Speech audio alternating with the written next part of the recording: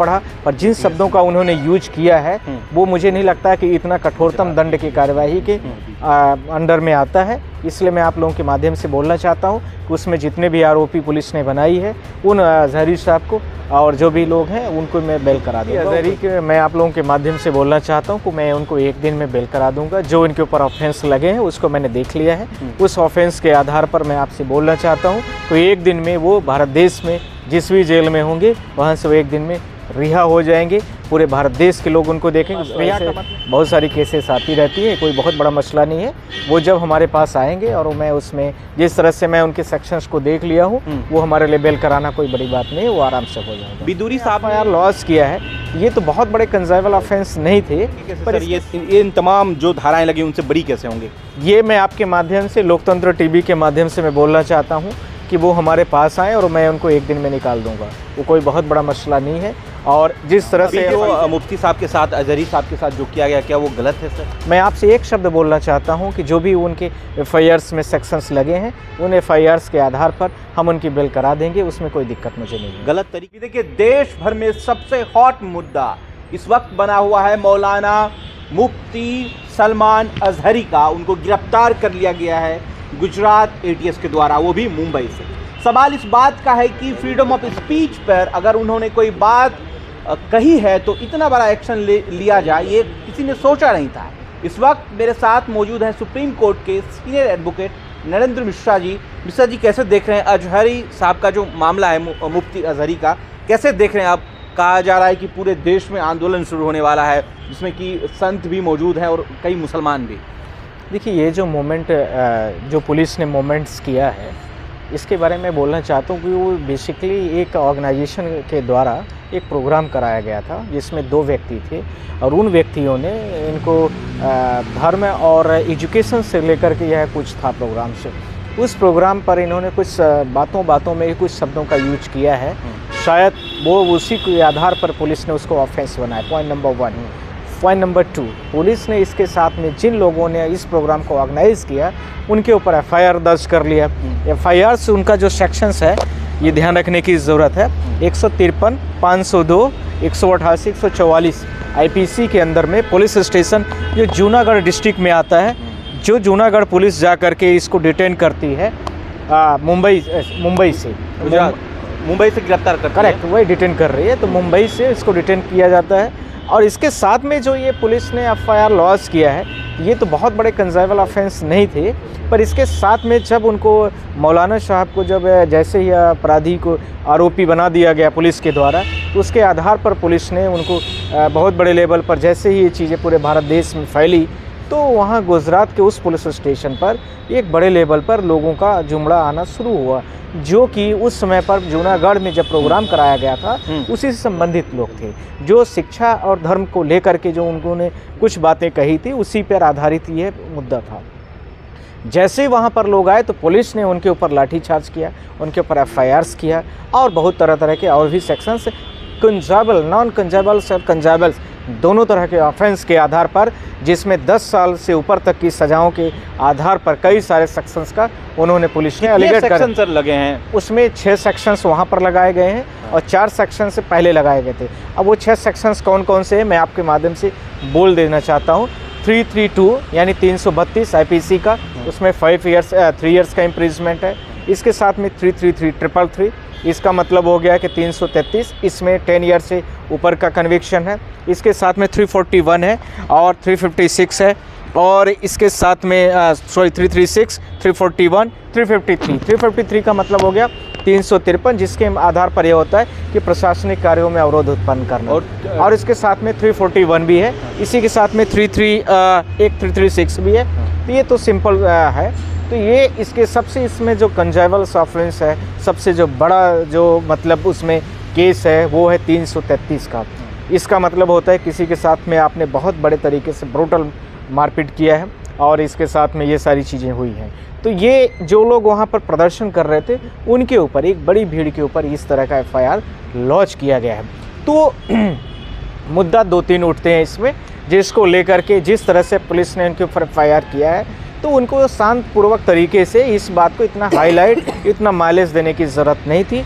इन्होंने पूरी भारत देश को हिंदू मुस्लिम करने की गुजरात में और मुंबई में और मीडिया में हाईलाइट करने का लिए कोशिश की गई है, पॉइंट नंबर 1। सेकंड, उन्होंने इतना बड़ा शब्द नहीं यूज किया है, जो जहाँ तक मैंने मीडियाज़ के माध्यम से सुना है, उसके आधार पर उन्होंने बातों बातों में ही बोलते बोलते कई बार आदमी बोल जाता है, तो वो इतने हाईलाइटेड मुद्दा नहीं बोला कि जिसको लेकर के पुलिस प्रशासन को इतने बड़े पूरे भारत की वर्ल्ड लेवल की न्यूज़ बना दिया जाए। तो इतना बड़ा मुद्दा नहीं था। ऐसे तो मैं ये कहना चाहता हूँ आपके माध्यम से, बहुत सारे बड़े बड़े नेताओं को जो है तो कोर्ट छोड़ देती है कि कोई बात नहीं, कहीं भूल चूक में आदमी बोल दिया होगा, तो कुछ इसी प्रकार से इसको भी समझने की ज़रूरत है। तो कैसे बरी होंगे जो एक मुसलमान होने के नाते जो एक मुस्लिम तबका जो है लगा हुआ है मुफ्ती अजहरी के ऊपर कि वो मुसलमान है इसलिए ऐसा किया जा रहा है। आपको बता दें कि सुधांशु त्रिवेदी राज्यसभा सांसद है, उन्होंने ट्वीट करके जानकारी दी है। कैसे देखें सर?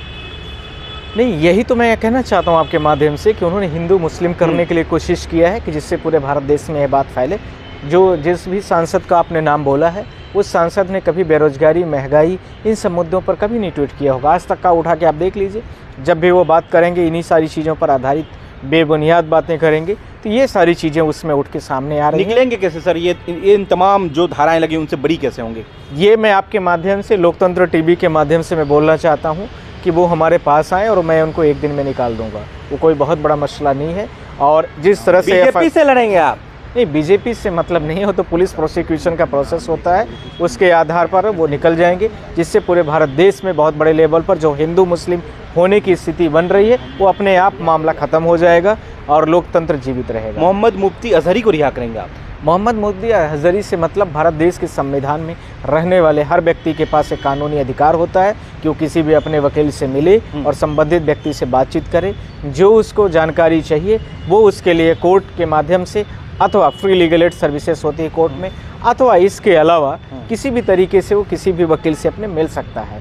तो वो यदि वो मेरे पास आएगा तो मैं उसकी बेल करा दूंगा। वो कोई बहुत बड़ा मसला नहीं। मत सुधांशु त्रिवेदी ने ट्वीट करके ये किया, जिसके बाद ये पूरा कारवां जो है वो आगे बढ़ा है।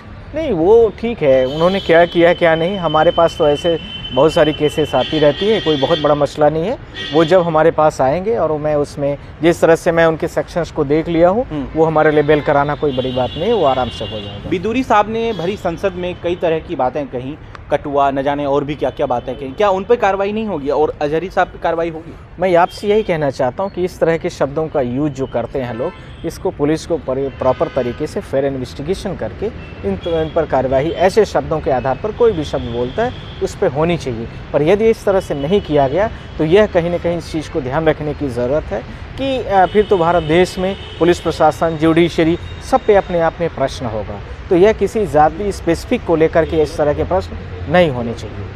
अभी जो मुफ्ती साहब के साथ, अजहरी साहब के साथ जो किया गया, क्या वो गलत है सर? मैं आपसे एक शब्द बोलना चाहता हूं कि जो भी उनके एफआईआर्स में सेक्शंस लगे हैं, उन एफआईआर्स के आधार पर हम उनकी बिल करा देंगे, उसमें कोई दिक्कत मुझे नहीं है। गलत तरीके से ट्रीट किया गया उनको? मैं अभी एफआईआर की चार्जशीट वगैरह नहीं पढ़ा, पर जिन शब्दों का उन्होंने यूज किया है वो मुझे नहीं लगता कि इतना कठोरतम दंड की कार्यवाही के अंडर में आता है। इसलिए मैं आप लोगों के माध्यम से बोलना चाहता हूं कि उसमें जितने भी आरोपी पुलिस ने बनाई है, उन अजहरी साहब को और जो भी लोग हैं उनको मैं बेल करा दूंगा, वो कोई दिक्कत नहीं। सर मुफ्ती अजहरी के मैं आप लोगों के माध्यम से बोलना चाहता हूं कि मैं उनको एक दिन में बेल करा दूंगा। जो इनके ऊपर ऑफेंस लगे हैं उसको मैंने देख लिया है, उस ऑफेंस के आधार पर मैं आपसे बोलना चाहता हूँ तो एक दिन में वो भारत देश में जिस भी जेल में होंगे वहाँ से वो एक दिन में रिहा हो जाएंगे। पूरे भारत देश के लोग उनको देखेंगे। रिहा का मतलब यहाँ ध्यान रखना, जमानत की मैं बात कर रहा हूँ। मैं आप लोगों के माध्यम से क्लियर करना चाहता हूँ, कई बार मीडिया वाले पूछते पूछते कुछ और ले जाते हैं, तो मैं आपसे बोलना चाहता हूँ कि ये जो है तो ध्यान रखने की ज़रूरत है। मैं एक दिन में, क्योंकि इस तरह के मैं बहुत सारे ऑफेंसेस, बड़े बड़े केसेस सुप्रीम कोर्ट में हम लोगों के पास आती रहती हैं और कहीं की भी हो सकती है देश की, और इससे जघन्य अपराध की। इसमें तो कुछ ऐसा बहुत बड़ा मुद्दा नहीं है जो कि उसका बिल न कराया जा सके। गुजरात एटीएस ने पकड़ा है सर, गुजरात से। गुजरात एटीएस से मतलब नहीं है, सबके लिए सेक्शन आईपीसी के समान होते हैं। जो सेक्शंस लगे होते हैं, सेक्शंस के आधार पर मैंने बात की है। वो एटीएस पकड़े, सीबीआई पकड़े, ईडी पकड़े, उससे हमारा मतलब नहीं है। हमारा मतलब जो है सीधा straight forward, come to the point है। आईपीसी के सेक्शंस में जो धाराएं लगाई गई उसके आधार पर उनकी बेल हो जाएगी। उनके साथ गलत हुआ है मुफ्ती अजहरी ना, मुफ्ती अजहरी के जिस तरह से अभी मुझे नहीं लगता है कि इतने बड़े लेवल पर उनको कन्विक्टेड करना चाहिए पुलिस को। इस आधार पर तो मुझे नहीं लगता कम से क्या कम। ये अंदेशा लगाया जा रहा है कि उन्हें फंसाने की कोशिश की जा रही है, उन्हें जेल में डालने की कोशिश की जा रही है, जिस तरीका सेक्शन लगाया गया उन पे? ये तो पुलिस वाले ही बताएंगे कि उनको फंसाने की कोशिश की जा रही है, या पूरी चार्जशीट जब आ जाएगी पुलिस की, एफआईआर्स की कॉपी आ जाएगी, तभी हम कुछ बोल सकते हैं। पर जो सेक्शंस अभी लगाए गए हैं उन सेक्शंस के बारे में आप लोगों के माध्यम से बोल रहा हूँ, उनको एक दिन में बेल मिल जाएगी, वो बहुत बड़ा मैटर नहीं है। देखिए, लाखों समर्थक जो है मुफ्ती अजहरी के आवास पर इस वक्त मौजूद है, और आपको बता दें कि सबसे उन्होंने अपील की है कि वो घबराएं नहीं, प्रदर्शन ना करें, क्योंकि शांतिपूर्वक तरीके से वो रहें और कोर्ट पर भरोसा है। तो क्या आप उनके समर्थकों को क्या कहना चाहेंगे? मैं इतना कहना चाहता हूँ कि कोई बहुत बड़ा मुद्दा नहीं है, उनकी सबकी बेल हो जाएगी।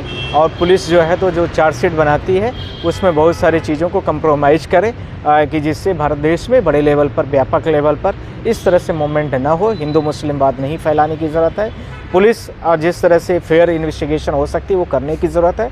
और मैं सारे लोगों से अपील करना चाहता हूं कि मुफ्ती जो अजहरी साहब हैं उनको उनकी बेल आएगी, हम एक दिन में बेल करा देंगे। कोई बहुत बड़ा उनके ऊपर ऑफेंस नहीं लगा लेकिन है। ये समझ लीजिए कि उनके पीछे कौन है, ये भी तो समझना पड़ेगा सर। मुझे पीछे आगे की क्यों बताते हो आप लोग, मैं नहीं समझता हूँ। आईपीसी के सेक्शन से मुझे मतलब है, मैं उतनी बात करना चाहता हूँ। पुलिस ने जो है सुप्रीम कोर्ट से बड़ा कोई नहीं, हाँ और क्या, उसमें कौन सी बड़ी चीज़ है? संविधान से बड़ा कोई नहीं। बस एक सिंपल सी बात है कि संविधान और आईपीसी की जो धाराएं लगाई गई हैं उस धारा के आधार पर हम लोग उनको निकाल लेंगे। वो कोई बहुत बड़ा मैटर नहीं। हम उनके जो समर्थक हैं, उनके फॉलोअर्स हैं, उनको अपील करना चाहता हूँ, निवेदन करना चाहता हूँ कि वो इतना बड़ा मुद्दा नहीं है। आप लोग आइए, आपकी बेल हो जाएगी और आराम से आप लोग शांतिपूर्ण तरीके से भारत देश में रहिए। बहुत बहुत शुक्रिया।